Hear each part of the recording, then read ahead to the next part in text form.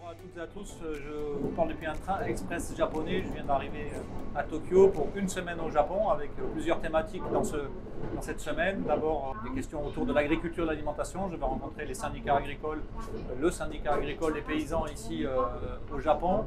Et puis évidemment, comme je m'intéresse aux questions environnementales, inévitablement, je vais passer quelques jours autour de Fukushima pour aller voir un petit peu les dégâts autour de la centrale de Fukushima Daiichi, voir un petit peu ce qui s'est produit après, rencontrer les gens qui ont été déplacés et puis terminer par une visite à la coopérative de pêcheurs, puisque les pêcheurs ont été très impactés par les dégâts autour de la centrale.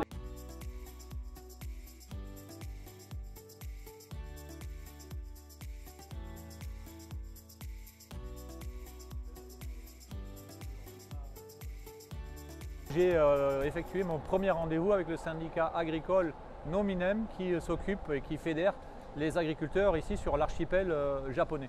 Alors on a eu des discussions très intéressantes, notamment on a parlé d'autonomie alimentaire avec une chute drastique de leur autonomie ici sur l'archipel japonais depuis les années 60, avec notamment une baisse sur les productions de céréales. Et puis je crois le plus important, c'était ils nous parlaient des légumes et des fruits, où ils étaient autonomes à plus de 90%, et maintenant je crois que sur les légumes c'est un peu moins de 70%, les fruits c'est moins de 30%, et donc l'on voit que finalement ils font le constat que les politiques libérales qui mettent l'agriculture dans les mains du marché produisent les mêmes effets que chez nous en France et en Europe, c'est-à-dire qu'on perd de l'autonomie alimentaire. Et puis je les ai aussi questionnés sur la question de la répartition du revenu, et ils me font les mêmes réponses, c'est qu'en fait ces politiques libérales ont aussi appauvri les paysans, et aujourd'hui il y a effectivement, comme chez nous, une crise de renouvellement des générations où plus aucun agriculteur ne souhaite reprendre là où il y a des départs en retraite. La particularité de ce syndicat paysan, c'est qu'il a en son sein un laboratoire d'analyse, puisque comme nous on s'en occupe en France, il s'occupe aussi des questions de pesticides, de résidus de pesticides dans l'alimentation, mais aussi ils font des alimentations sur résidus de radionucléides dans les produits agricoles, puisque vous connaissez bien sûr comme moi les problèmes autour de la catastrophe de Fukushima.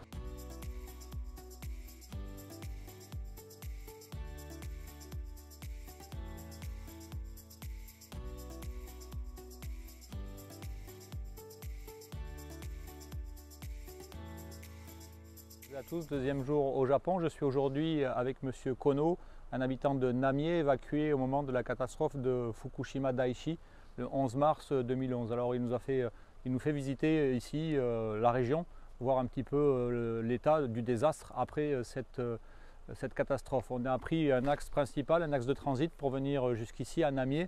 Et c'était assez stupéfiant parce qu'effectivement il y a du trafic routier sur cet axe, mais tous les axes adjacents, en fait, toutes les rues étaient barrées et on ne pouvait pas accéder, et notamment sur le côté pacifique, sur la centrale de Fukushima, où on a pu voir que voilà, continue des travaux de démontage, de traitement des sols. Et on a vu aussi une grande centrale d'incinération qui traite tous les déchets de toutes les habitations qui ont été démontées depuis 13 ans, et ça continue encore ce travail de déconstruction, de démolition et de traitement de déchets, d'accumulation de déchets, parce qu'ils sont aussi stockés sans qu'on sache finalement comment s'en débarrasser. Là je suis par exemple devant un terrain vague où ici c'était l'école de Namie qui a été démolie entièrement, et c'est le plus grand terrain vague de cette ville qui, pour vous donner quand même une petite estimation de l'ampleur du désastre, comptait plus de 20 000 habitants avant la catastrophe, et aujourd'hui c'est à peine 2000 habitants qui restent ici. Alors beaucoup sont venus après la catastrophe, notamment par rapport aux travaux qui sont effectués, un petit millier, et les autres sont revenus après avoir été autorisés à revenir ici à Namie.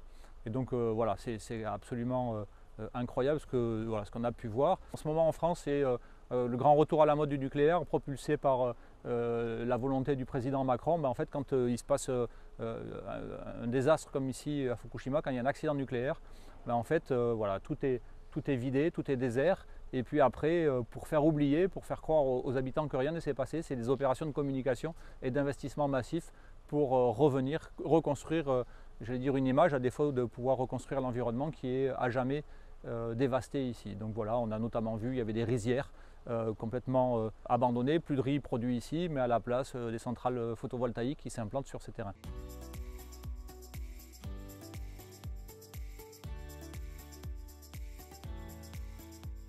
Troisième jour au Japon, on a passé la nuit à Minamisoma, non loin de la centrale de Fukushima, dans une auberge. où on a pu discuter avec la patronne qui tient cette auberge et qui nous a expliqué qu'ils sont eux à 17 km de la centrale de Fukushima Daiichi et qu'ils ont donc été évacués et ils ont quitté cette ville pendant 5 ans, donc réfugiés on va dire, réfugiés nucléaires, 5 ans hors de leur ville, de leur domicile.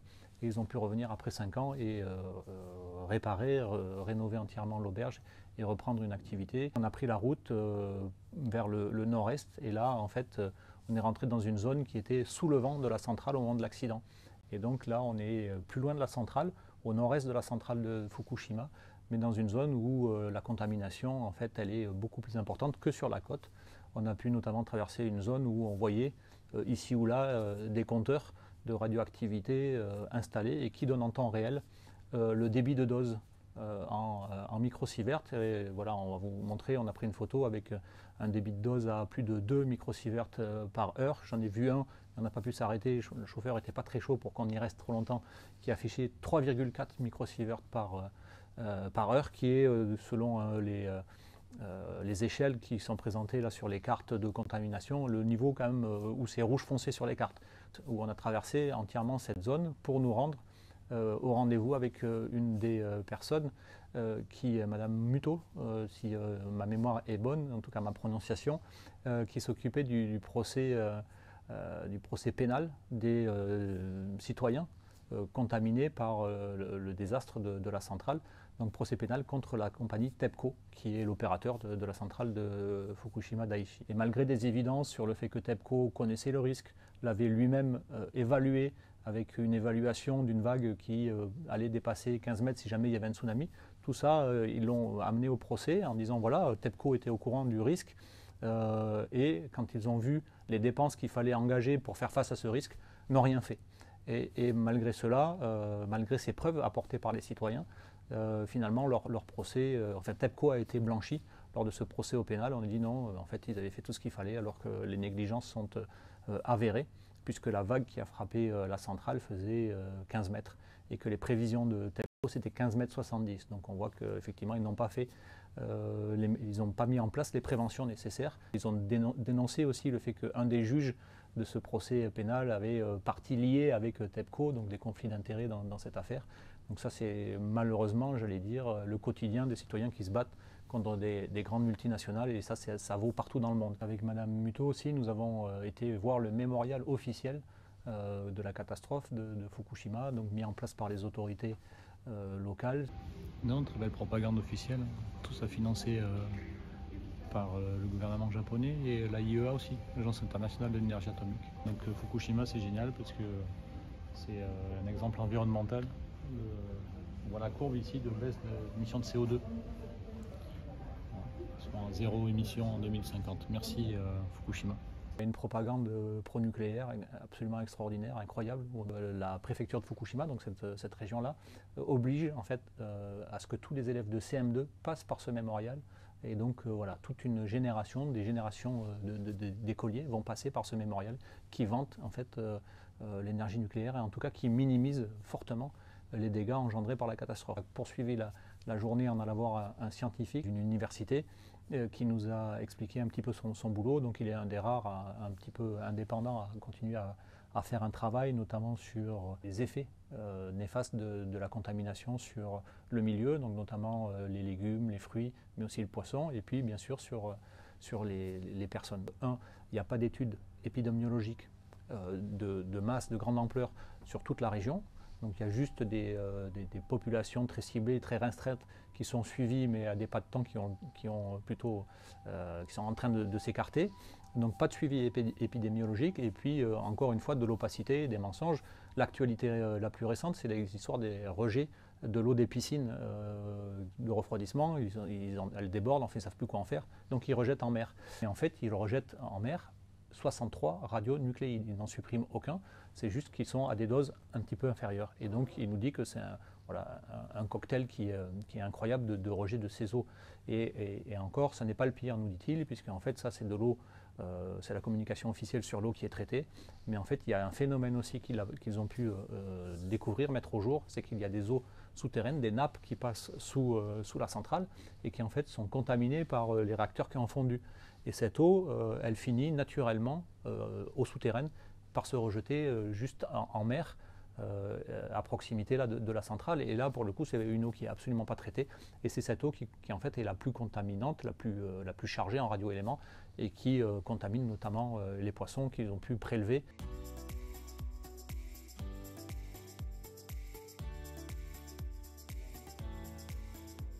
Quatrième jour au Japon, ici au port de Onahama, pour venir discuter avec le patron de la coopérative des pêcheurs. D'abord, il nous a expliqué que le début des ennuis, c'est vraiment la catastrophe de Fukushima, puisque à partir de ce moment-là, ils ont commencé à avoir des poissons contaminés remontés dans les filets, et qu'ils ont même dû arrêter leur activité pendant presque 2 ans, et que donc aujourd'hui, ils sont à 25% de leur activité initiale.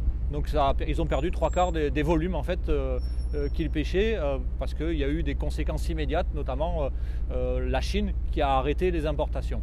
Alors depuis la catastrophe, on est 13 ans après, les dernières actualités, les derniers emmerdements, si je peux être un peu trivial, qu'ils ont à subir, c'est le rejet maintenant des eaux contaminées. Donc là, c'est un nouveau coup dur pour les pêcheurs ici, pour la coopérative, pour la filière, parce que autant ils commençaient à espérer pouvoir un peu se relever, là en fait c'est sur le long terme que ces eaux vont être rejetées, que du coup l'image aussi de la pêche côtière ici sur Fukushima est vraiment écornée. Et puis il nous disait en plus que par rapport aux accords qu'ils avaient avec TEPCO, tout ça a été balayé d'un revers de main. C'est-à-dire que TEPCO avait promis que jamais il ne ferait de rejet en mer sans l'accord des pêcheurs ici. Et en fait, ce que l'on voit, c'est qu'ils se sont assis sur leurs promesses, TEPCO et le gouvernement, et qu'ils ont rejeté sans l'accord des pêcheurs. Un accident nucléaire tel que celui qui a eu lieu à Fukushima Daiichi impacte durablement, profondément toute une filière économique ici qui quand même faisait vivre avant 1500 personnes ici sur le port de Onahama.